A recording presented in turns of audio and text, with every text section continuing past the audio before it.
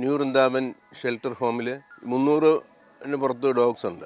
ദിവസം ഒരു 20,000 രൂപ അടുപ്പിച്ചുള്ള ഒരു ചിലവ് വേണ്ടി വരും. ഏകദേശം 6 ലക്ഷം രൂപ മാസം ജോലിക്കാരുടെ ശമ്പളം ഉൾപ്പെടെ എന്തായാലും വേണ്ടി വരുന്നുണ്ട്. ഇവിടെ ഉള്ള ഒരു ഡോഗിനെ നമ്മൾ കാശ് കൊടുത്ത് മേടിച്ചതല്ല, ഇങ്ങനെ സംഭാവനയായിട്ട് കിട്ടിയതും തെരുവിൽ കിടന്നതിനെ എടുത്തുകൊണ്ട് വന്നു, അങ്ങനെയൊക്കെ ഉള്ളതാണ്. അപ്പോൾ എൻ്റെ ജന്മ സ്വപ്നമായിരുന്നു ഈ കേരളത്തിലുള്ള എല്ലാ തെരുവ് നായ്ക്കളെയും കഷ്ടപ്പാടിൽ നിന്ന് രക്ഷപ്പെടുത്തി ഷെൽട്ടറുകളിൽ താമസിപ്പിക്കണമെന്ന്. അതിനൊരു ചെറിയ സംരംഭമായിട്ട് തുടങ്ങിയതാണ്.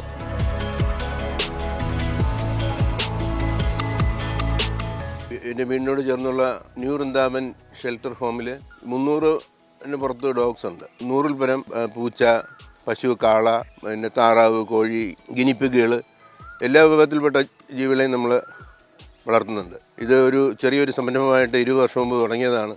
ഇപ്പോൾ അത് ഇത്രയും വലിയ രീതിയിൽ വന്ന് നിൽക്കുകയാണ്. ഇപ്പോൾ നിലവിലുള്ള നായ്ക്കളുടെ ഭൂരിഭാഗവും നമ്മൾ പോയി കളക്ട് ചെയ്തതും പിന്നെ ഇടയ്ക്ക് ആൾക്കാർ തന്നെ കൊണ്ടുവരുന്നുണ്ടായിരുന്നു. വീട്ടിൽ തന്നെ വളർത്താൻ സൗകര്യമില്ല എന്ന് പറഞ്ഞിട്ട് കൊണ്ട് ഏൽപ്പിക്കുന്നുണ്ടായിരുന്നു. അങ്ങനെയാണ് ഇതിൻ്റെ എണ്ണം ഇത്രയും വർദ്ധിച്ച്. ഇവർക്ക് വേണ്ടിയുള്ള സ്ഥല സൗകര്യം ഇപ്പം വളരെ പരിമിതമായിരിക്കുകയാണ്. 33 സെൻറ്റ് സ്ഥലത്തിലാണ് ഇതെല്ലാം ഉൾക്കൊണ്ടിരിക്കുന്നത്. അത് അവർക്ക് തന്നെ ബുദ്ധിമുട്ടുണ്ട്, നാട്ടുകാർക്കും ബുദ്ധിമുട്ടുണ്ട്. അത് ഒഴിവാക്കാനായിട്ട് അവരെ പുതിയൊരു വിജനമായ പുതിയൊരു സ്ഥലത്തേക്ക് മാറ്റി പാർപ്പിക്കാനുള്ള ഒരു തീരുമാനം എടുത്തിരിക്കുകയാണ്. പഞ്ചായത്തിൻ്റെ ഭാഗത്തു നിന്നും കോടതിയുടെ ഭാഗത്തു നിന്നും അതിനൊരു നിർദ്ദേശം വന്നിട്ടുണ്ട്. 300 ഡോഗ്സ് എന്ന് പറയുമ്പോൾ കേരളത്തിലെ 2 ലക്ഷത്തോളം വരുന്ന തെരുവ് നായ്ക്കളുടെ എണ്ണത്തിലൊന്നുമല്ല. പക്ഷെ എന്നാലും അത്രയും തുടങ്ങി വെച്ചു. ഈ ജില്ലയുടെ പല ഭാഗങ്ങളിൽ നിന്നും ഡോഗ്സിനെ കൊണ്ടുവന്നിട്ടുണ്ട്. ഈവൻ കോട്ടയം ജില്ലയിൽ നിന്ന് വരെ കൊണ്ടുവന്നിട്ടുണ്ട്. പിന്നെ മലപ്പുറം ഡിസ്ട്രിക്റ്റിൽ നിന്ന് കൊണ്ടുവന്നിട്ടുണ്ട്. നിവൃത്തിയില്ല, ഞങ്ങൾ ഗൾഫിൽ പോവാണ് അല്ലെങ്കിൽ യൂറോപ്പിൽ പോവാണെന്നൊക്കെ പറഞ്ഞിട്ട് വളർത്താൻ സൗകര്യമില്ല, എങ്കിൽ പിന്നെ കൊണ്ടുവരാൻ പറയും. അങ്ങനെ കൊണ്ടുവന്ന് വളർത്തിയതാണ്. പിന്നെ ഒരു ഓർഗനൈസ്ഡ് ആയിട്ടുള്ള രീതിയിൽ ഞാനിവിടെ വളയഞ്ചിറങ്ങര വന്നതിന് ശേഷമാണ് തുടങ്ങിയിട്ടുള്ളത്.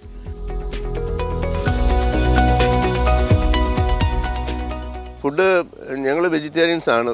ഞങ്ങളുടെ കുടുംബത്തോടെ ഞങ്ങൾ അവർക്കും വെജിറ്റേറിയൻ ഫുഡ് തന്നെ കൊടുക്കണം. അതായത് ഏകദേശം 100 കിലോ അരി വേണം ഒരു ദിവസം. ഒരു 50 പാക്കറ്റ് അടുപ്പിച്ച് തൈര് ഉണ്ടാവും. പിന്നെ റൂൾസ് എന്ന് പറഞ്ഞൊരു ഫുഡുണ്ട് ഡോഗ്സിൻ്റെ, അതും കൂടെ മിക്സ് ചെയ്താണ് കൊടുക്കുന്നവർക്ക് ഫുഡ്. ഇതിന് ചിലവ് ദിവസം ഒരു 20,000 രൂപ അടുപ്പിച്ചുള്ള ഒരു ചിലവ് വേണ്ടി വരും. ഡെയിലി അന്നോടൊന്നുള്ള ചിലവ് അന്ന് തന്നെ വഹിക്കുകയാണ്. ഏകദേശം 6 ലക്ഷം രൂപ മാസം ജോലിക്കാരുടെ ശമ്പളം ഉൾപ്പെടെ എന്തായാലും വേണ്ടി വരുന്നുണ്ട്. അത് കണ്ടെത്തുന്നത് ഞാൻ ഡോക്ടറാണ്.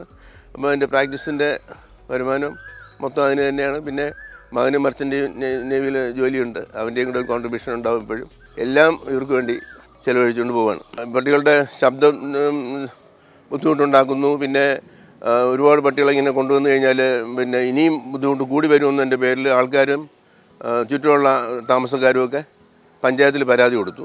പഞ്ചായത്ത് നടപടിയെടുക്കാൻ തുടങ്ങി. അങ്ങനെ വന്നപ്പം പിന്നെ കോടതി പോകേണ്ടി വന്നു.